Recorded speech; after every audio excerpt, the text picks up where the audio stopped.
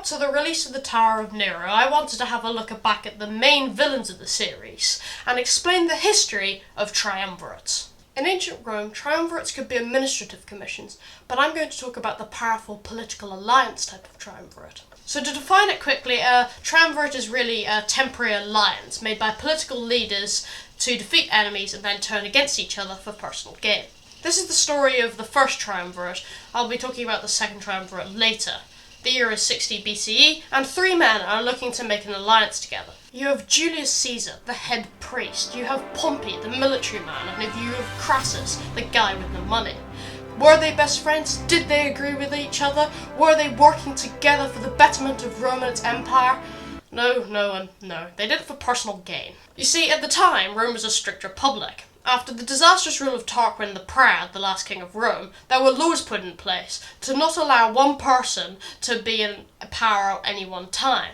So there were always two or more people at the top of the ladder. So for each to gain power, these three incredibly powerful men who controlled some of Rome's most important assets, military, the religion, and economic wealth, they would have to band together despite being from opposite political parties. They agreed to share the provinces between them. Caesar got Gaul, France, and Illyria, the Balkans.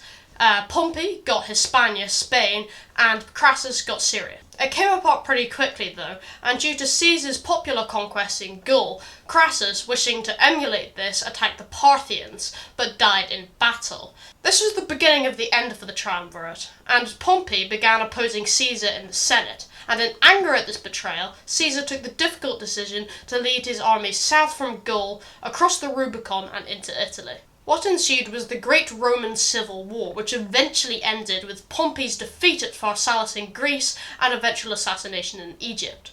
So ended the First Triumvirate. Caesar was assassinated in 44 BCE, and his adopted son and nephew, Octavian, rose to take his place.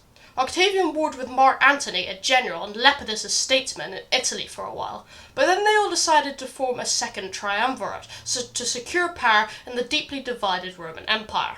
So you have Octavian, the heir to an empire, you have Mark Antony, the handsome general, and you have Lepidus, the statesman and, let's be honest, weak link.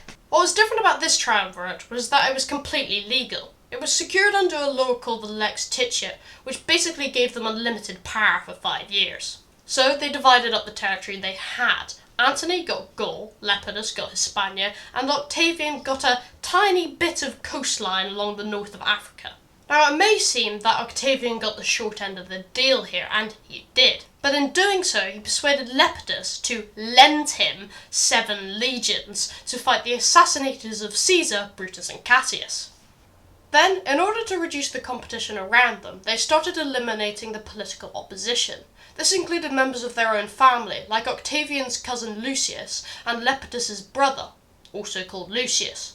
Then shortly after he defeated Brutus and Cassius in Macedonia, Octavian got a bit full of himself and started calling himself things like Divine Son and Imperator Caesar. But after their victories, Imperator Caesar and Mark Antony decided to do a little bit of a reshuffle. Octavian got the west and Antony the east. Lepidus got nothing because Octavian and Mark Antony thought he was negotiating with Sextus Pompey. And so they told him, as soon as he disproved these allegations, he would absolutely get his full power back, and his 7 legions as well. Then, due to a tricky situation I won't get into, Mark Antony's brother, one of those pesky opposition politicians that the triumvirate forgot to get rid of, and another Lucius, started to make trouble in Rome, and defeated a weak Lepidus, who then fled to Octavian. And as a reward for his loyalty, Octavian gave Lepidus that tiny strip of Africa that Octavian had that one time, and all his legions back, except one. Octavian then promptly started a campaign against Sextus Pompey, and Lepidus, feeling he got the short end of the deal, which he had, sneaked off to Sicily with 14 legions, saying that he should be given the island as well as all his former territories. Octavian, of course, refused, and Lepidus's armies, recognising the stronger man, left him, and he was sent into exile in central Italy. And so the triumvirate was broken up. Octavian attacked Antony, forcing him and his lover, Cleopatra, to commit suicide. Octavian then took this opportunity of absolute power to make a title of absolute power, Emperor, and called himself Caesar Augustus, the first Emperor of Rome. What do you think of these Roman Triumvirates? What sort of impression does this give you when you look back on the trials of Apollo? Next week I have a theory on the Tower of Nero, so make sure you subscribe so you don't miss that. Thank you and goodbye.